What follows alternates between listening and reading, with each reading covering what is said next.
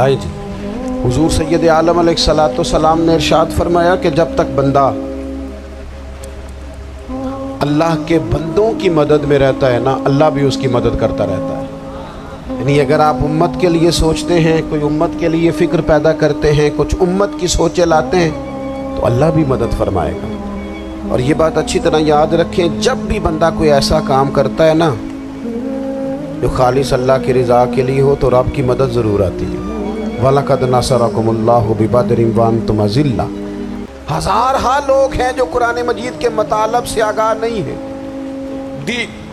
دین کی بنیادی ضروریات سے لوگ نابلد ہیں۔ میں آپ کو کس طرح یہ بات سمجھاؤں کہ ہزاروں کی تعداد میں طلاقیں اس لیے ہوتی ہیں کہ مردوں کو طلاق کے مسئلے نہیں آتے، انہیں پتہ نہیں ہے کہ مجھے حقوق زوجین کے معاملے میں کیسے چلنا۔ ڈھیر سارے گھروں میں تباہی اس لیے ہے کہ تربیت اولاد کا دینی منہج ہمیں نہیں پتہ۔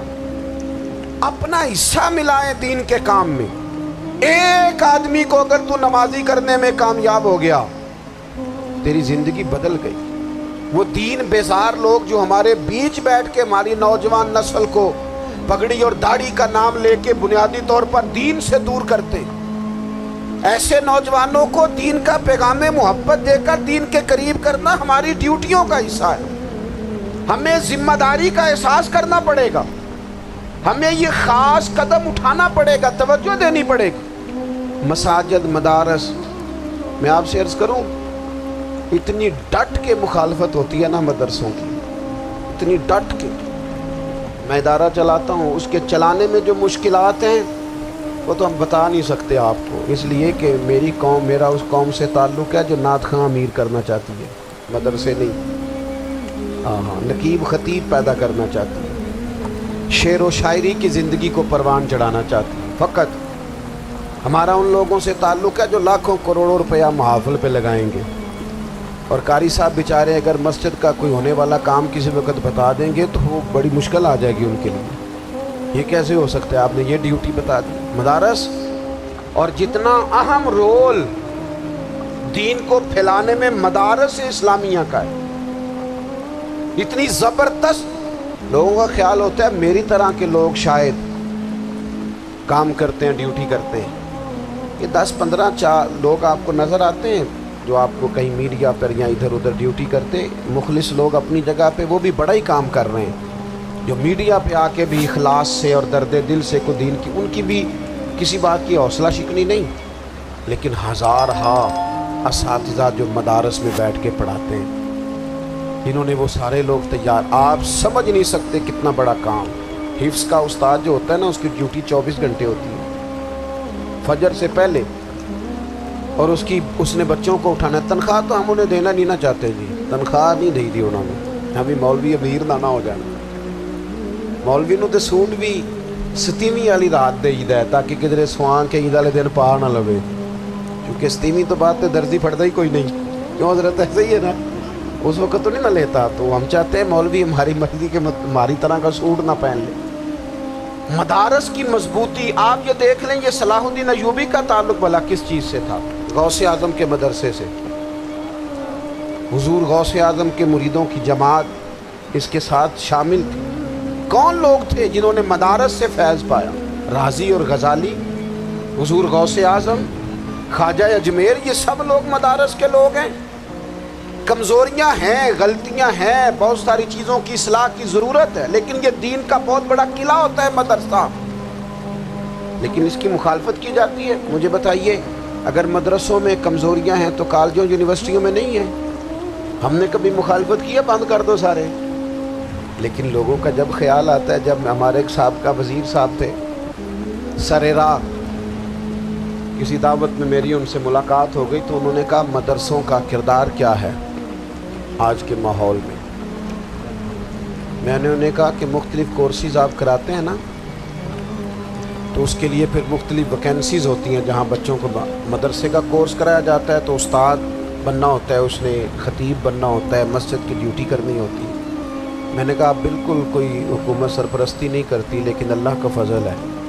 کبھی آپ نے کوئی مسجد سنی ہے جس میں جمعے والے دن مولوی نہ ملا ہو جمعہ پڑھانے کے لیے؟ کبھی آپ کو رمضان میں ایسی مسجد ملی ہے جس میں قرآن مجید سنانے کے لیے حافظ نہ ملا ہو. یہ ہو سکتا ہے کسی حافظ کو مسجد نہ ملے. تو مدارس کے ذمے جو کام تھا مدارس نے جم کے کیا ہے اور ڈٹ کے کیا اللہ کے فضل سے. اور مدارس کے لوگوں کو بھی کمزور نہیں پڑنا چاہیے. کبھی کسی وزیر مشیر مالدار کے روب میں نہیں آنا چاہیے, قطعاً نہیں. کیوں کہ یہ وہ عظیم لوگ ہیں رسول اللہ صلی اللہ علیہ وسلم کے دین کے غلام کہ ابھی ایک لفظ نہیں پڑا ہوتا الف با تا سا, پہلے دن گھر سے نکلتے ہیں تو حضور فرماتے ہیں اللہ کے فرشتے ان کے پیروں کے نیچے پر بچھا بھی دیتے ہیں. پہلے دن اتنا بڑا اعزاز ملتا ہے. تو حضور کی محبت کا تقاضا ہے دین کا کوئی کام کیا جائے. ایک خاتون مسجد نبوی شریف میں جھاڑو دیتی تھی پر کوئی کام تو کرتی تھی. اور کس مسجد میں؟ جہاں 70,000 فرشتے صبح آتے ہیں 70 شام آتے ہیں.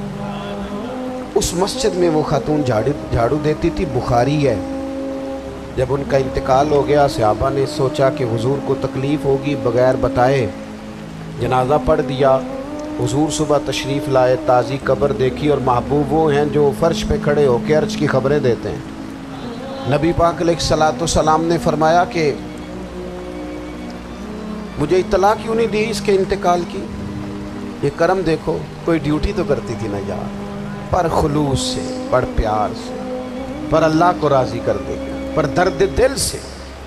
اور دین کی ڈیوٹیاں کرنے والے دوستو سنو,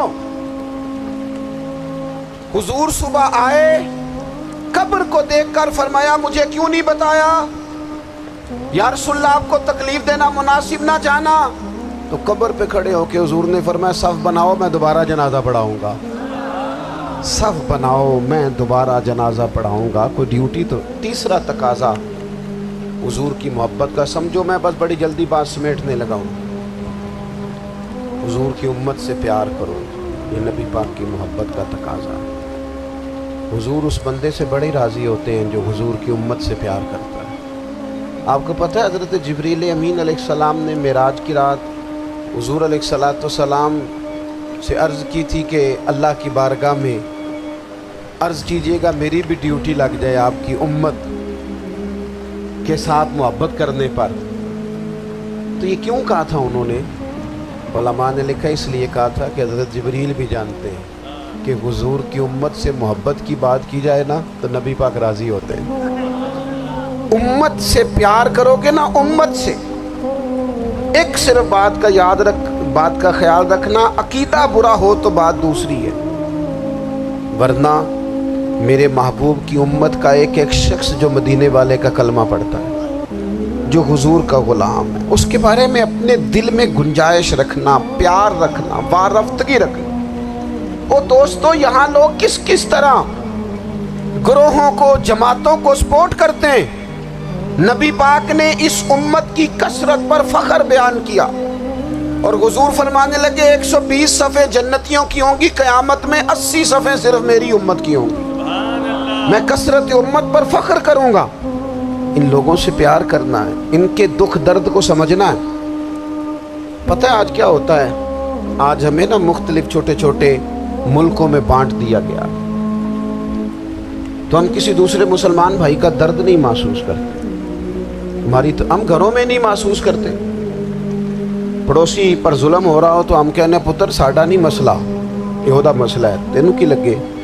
حالانکہ پڑوسی کی آگ اس لیے بھی کسی وقت بجھا دینی چاہیے کہ پڑوسی کی نہ بجھائی جائے تو اپنا گھر بھی زاد میں آ جاتا.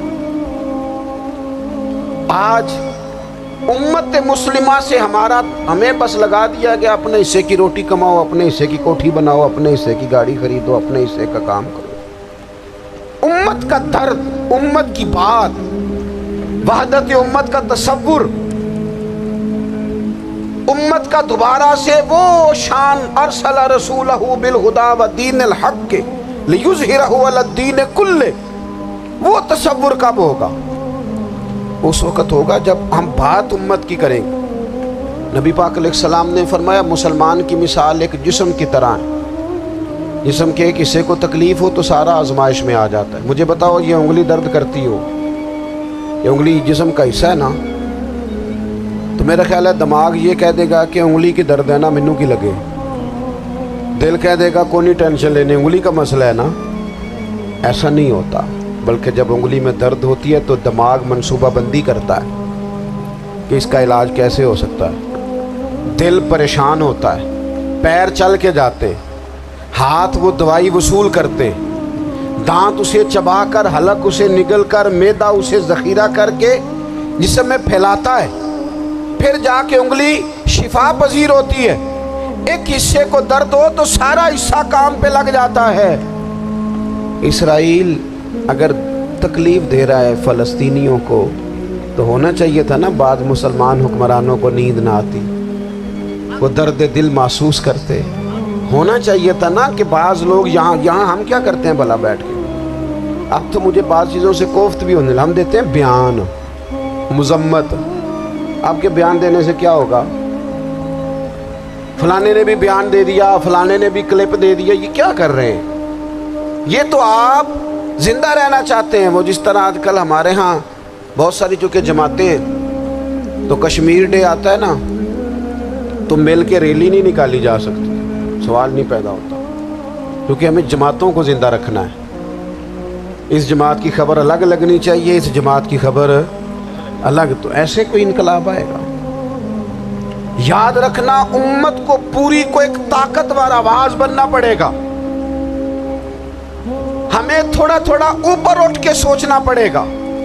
خدا را اللہ تعالیٰ مجھے معاف کرے اگر کوئی بات میں سطحی کر رہا ہوں، دل کی گہرائی سے عرض کرتا ہوں اب تو بڑا سخت وقت آ گیا، اب چونکہ اب تو کیمرے کی آنکھ آئی ہے تو وہ زخمی بچے دیکھے نہیں جاتے، وہ تڑپتی مائیں دیکھی نہیں جاتی، وہ سسکتی اور آواز دیتی بیٹیاں سنی نہیں جاتی، وہ آوازیں ایسی ہیں جیسے وہ رات کے سناٹوں میں چیخیں بن کے لوگوں کو جگایا کریں گی۔ خدا را کچھ جرم ایسے ہوتے ہیں جن کی سزائیں بڑی سخت ہوتی ہیں، جن کی معافی بڑی مشکل سے ہوتی ہے۔ اپنے اندر جذبہ ایمانی پیدا کریں۔ اور میرے دوستو بستر پر بھی تو لوگ ماری جایا کرتے ہیں نا۔ اپنی زندگی رسول اللہ صلی اللہ علیہ وسلم کے دین کے نام کرو، جذبہ جہاد، شوق شہادت اور عشق رسول، یہ عناصر ہیں جو امت مسلمہ کو پیروں پر کھڑا کریں گے۔ 2 منٹ کے لیے سوچو، امت اگر اسی طرح کٹتی رہی، پریشان رہی، دکھتی رہی اور باری باری کر کے، اقبال نے کیا کہا تھا؟ اس نے کہا تھا وطنوں میں، انہوں نے کہا تھا کہ ان تازہ خداؤں میں بڑا سب سے وطن ہے، جو پیرہن اس کا ہے وہ مذہب کا کفن ہے۔ اقبال ہم کیا کریں؟ کہنے لگے بازو تیرا توحید کی قوت سے قوی ہے، اسلام تیرا دیس ہے، کیونکہ تو مصطفی ہے۔ تو بحیثیت مسلمان سوچنا شروع کر، بحیثیت مسلمان، اور یوں تو سید بھی ہو، مرزا بھی ہو، افغان بھی ہو، تم سبھی کچھ ہو، بتاؤ کہ مسلمان بھی ہو۔ تمہارے اندر کہیں سے کوئی مومن بھی بولتا ہے کہ نہیں؟ علاقائی تعصبات اور ملکی سرحدوں میں قید ہو جانے والوں، تم ایک نبی کی امت ہو۔ کیوں نہیں سمجھتے؟ جب کشمیر کی بیٹی روتی ہے تو مدینے والے محبوب پاک علیہ السلام کی امت کی بیٹی روتی ہے، جب فلسطین کی بیٹی روتی ہے تو امت کی بیٹیاں روتی ہیں۔ خدا را کچھ درد دل اپنی طبیعت میں پیدا کریں۔ میں حکمرانوں کی بات نہیں کرتا، میں تو عام لوگوں سے ایسے تبصرے سنتا ہوں جو نہیں کرنے چاہیے۔ وہ نہیں جی نہیں، دوسرا رخ بھی دیکھو، عام آدمی اٹھ کے، عام لوگ بھی یہ خطرناک سوچیں اور ان سے خوفناک نتائج برآمد ہوں گے۔ تو 3 باتیں میں نے آپ کی خدمت میں عرض کی ہیں۔ ایک تو کوشش کریں اپنی زندگی کے اندر کہ زندگی کو سادہ کریں، پیسہ ضرور کمائیں لیکن پیسے سے پیار نہ کرو، پیار تو مدینے والے رسول سے کرو۔ دولتیں، ہرس، ہوس، طمع، ان سے باہر آؤ۔ اور دوسری گزارش آپ کی خدمت میں یہ عرض کی ہے، کچھ نہ کچھ دین کا کام، اور اس میں بھی شہرتوں سے بچتے ہوئے، تصویروں سے بچتے ہوئے۔ میں ہر محفل میں شاید کہتا ہوں میری فوٹو آ رہی ہے اور لائیو آ رہا ہے اور فلاں ہو رہا ہے، لیکن اس محفل کا خوبصورت انسان وہ ہے جو سب سے پیچھے بیٹھا ہے، وہ کسی فوٹو کے لیے نہیں آیا۔ اور میں ڈھیر سارے لوگ دیکھ رہا ہوں، یہ جو آگے بیٹھ جاتے ہیں بعض اوقات 5، 7، 10 لوگ، یہ بڑی تصویر سازی کرتے ہیں، لیکن جو پیچھے بیٹھے ہوتے ہیں ان کی کوئی فوٹو نہیں آتی، اور میں نے بہت سارے لوگوں کو دیکھا ہے کبھی موبائل کو ہاتھ بھی نہیں لگاتے، لیکن جن کے لیے آئے ہیں انہیں تو پتہ ہے نا کون کون آیا ہے۔ اور کچھ دین کے لیے کریں۔ اور تیسری گزارش آپ کی خدمت میں یہ ہے کہ امت بن کر بھی ضرور سوچیں، اور امت کے دکھوں کا مداوع بھی کریں، اور امت مسلمہ کا درد بھی اپنے سینے میں ضرور محسوس کریں۔ اللہ تعالی ہماری اس بزم